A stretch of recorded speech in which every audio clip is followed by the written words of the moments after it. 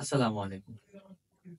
তো আজকের এই পর্ব থেকে আমরা শুরু করব সমান্তর ধারার বেসিক থেকে একেবারে অ্যাডভান্স পর্যন্ত যত নিয়মে সহজ পদ্ধতিতে গণিত আছে তার সমস্যার সমাধান করার চেষ্টা করব। তো প্রথমতই আমরা জানি যে সমান্তর ধারা বলতে আমরা কি বুঝি। একেবারে সিম্পল, এটা আমরা সবাই জানি। তারপরও আলোচনার সাপেক্ষে বলা উচিত, সেটা হলো গিয়া যখন কোনো ধারার পদ অথবা মান সমান হারে বৃদ্ধি পাবে অথবা হ্রাস পাবে, এখানে মাথায় রাখবেন সমান হারে বৃদ্ধি পাবে অথবা হ্রাস পাবে, তখন তাকে আমরা বলতেছি সমান্তর ধারা। এটা আমরা জানি। তো আমরা প্রথমে আজকে আলোচনা করব যে কিভাবে বলতো আমরা আজকের সমান্তর ধারার যে পদের মান আছে সেটা বের করব। তো একটা বেসিক একটা সূত্র আছে, যে সূত্রটা আমাদের দরকার, যে পদের মান বের করার সূত্র আপনারা সবাই জানেন আশা করি। তারপর লিখলাম পদের মান। আমরা যদি n তম পদের মান লিখতে সুবিধা হয়। n তম পদের মান সমান সমান a plus a minus 1 into d, যেখানে a কে বলতেছি আমরা কি প্রথম পদ। এ হলো কোন ধারার কি প্রথম পদ। এখানে আমাদের ডিও আছে, ডি কে বলতেছি আমরা ব্যবধান অথবা বলতেছি অন্তর, আমরা এরকম বলতে পারি। অন্তর অথবা ব্যবধানও বলতে পারি আমরা, যেটাই বলি না কেন। ওকে। আর এখানে অনেক জায়গায় সূত্র a প্লাস n মাইনাস 1 অথবা অনেক জায়গায় r মাইনাস 1 আছে, সেটার ব্যাপার না।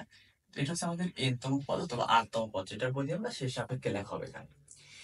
সো আজকে আমরা দেখবো যে কোন সমান্তর ধারার এই যে n তম পদ অথবা কততম পদ, এই রিলেটেড আজকে আমরা ম্যাথ করার চেষ্টা করবো। সো একটা ম্যাথ যদি দেখার চেষ্টা করি আমরা, for example 2 plus 4 plus 6 plus 8 plus এই ধারাটির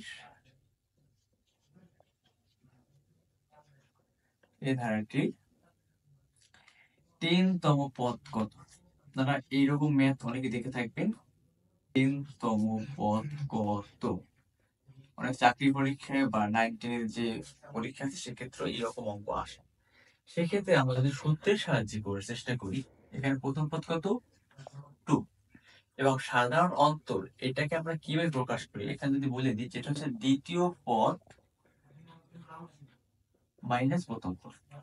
আমরা ডি এর মান কিরকম বের করবো, ডি এর মান হলো দ্বিতীয় পদ মাইনাস প্রথম পদ। সেক্ষেত্রে আমরা যদি এখানে লিখি ছোট করে যে a সমান সমান প্রথম পদ, প্রথম পদ কত 2, ডি সমান সমান দ্বিতীয় পদ মাইনাস প্রথম পদ, কত দাঁড়াবো 2। এখন যদি আমরা এখানে সূত্রের মাধ্যমে ফালাই যে n তম পদ এখানে বলে দিতেছি কত 10 তম পদ, তার মানে n এর মান কত হইবে 10। যদি আমরা সূত্র অনুসারে সাজাই যে a plus n minus 1 into D equal a এর মান কত 2 প্লাস n এর মান এখানে বলে দিতেছি কত 10, a মাইনাস 1 ইন্টু ডি এর মান কত এই যে 2। তাহলে যোগ বিয়োগ করলে কি হয় 2 প্লাস এখানে হয় 10 থেকে 1 গেলে থাকে 9 পূরণ 2, এখান থেকে 2 প্লাস 9 দুগুণে 18 সমান সমান 20। তার মানে আমাদের 10 তম পদ কত 20। এটা হচ্ছে আমাদের আছে। ওকে। আচ্ছা, এতক্ষণ আমরা দেখছি এখানে আমরা কিভাবে লিখিত আকারে বা বিস্তারিত আকারে এই ম্যাথটা আমরা সমস্যার সমাধান করতে পারছি। তো এখন দেখবো যে যদি কোনো এমসিকিউ হতে অথবা কোনো চাকরির পরীক্ষায় যখন আমরা এমসিকিউ টাইপের দেব, তখন এইটা শর্টকাট ওয়েতে আমরা কত সহজে করতে পারি তার একটা আমরা পদ্ধতি দেখবো আজকে।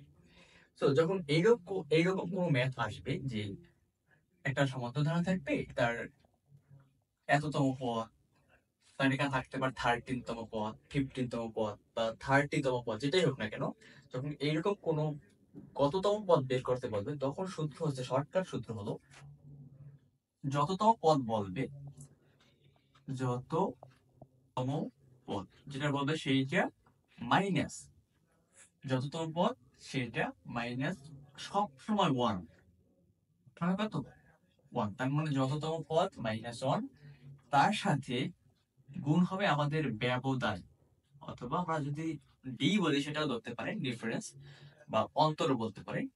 তাহলে সবসময় তার সাথে বিয়োগ 1, তার সাথে আমাদের গুণ হবে ব্যবধান। লাস্টে যেটা হবে সেটা হচ্ছে আমাদের যোগ প্রথম পদ। এই ছিল আমার শর্টকাট, একেবারে শর্টকাট একটা পদ্ধতি। যদি আমরা দেখার চেষ্টা করি যে এখানে 20 হয়েছিল, এবার শর্টকাটে আমাদের 20 হয় কিনা, তাহলে এখানে যততম পদ কত ছিল, 10 মাইনাস 1, এটার সাথে গুণ করতে বলছি আমাদের যে ব্যবধানটা, এখানে ব্যবধান কত ছিল, 4 মাইনাস 2, তার মানে 2, প্লাস তার সাথে প্রথম পদ। প্রথম পদ কত ছিল আমাদের, এই প্রথম পদ কিন্তু এই যে এইটু, এটা হচ্ছে এইটু।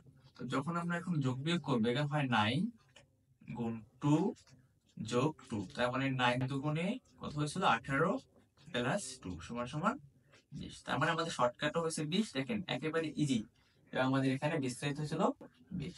যেহেতু আমাদের এমসিকিউ একেবারে আমরা খুব সময় কম পাই, সেই ক্ষেত্রে আমরা জাস্ট সূত্র জাস্ট মনে রাখার পরে মান বসাই দিলে আমাদের কিন্তু রেজাল্টটা হয়ে যাচ্ছে। তো এই ছিল আজকের আমাদের প্রথম যে সমান্তর ধারার ভিডিওটা, এবং প্রথম যে অঙ্কটা আমরা সলভ করছি সেটার বিস্তারিত প্লাস শর্টকাট। আশা করি আপনাদের ভালো লাগছে। ইনশাআল্লাহ দেখা হচ্ছে পরবর্তী কোনো নতুন ভিডিও।